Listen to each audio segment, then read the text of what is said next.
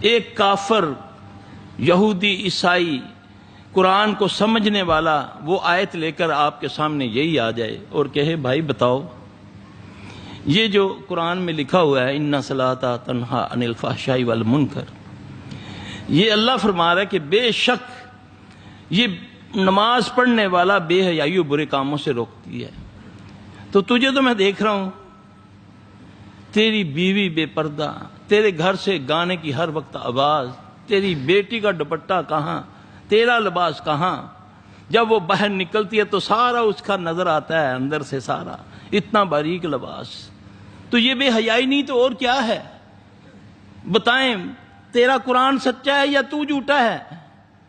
اللہ تو گارنٹی دے رہا کہ بے شک اِنَّ الصَّلَاةَ تَنْہَىٰ عَنِ الْفَحْشَاءِ وَالْمُنکَرِ۔ تو بتاؤ کس کی بات مانے؟ میرا بھائی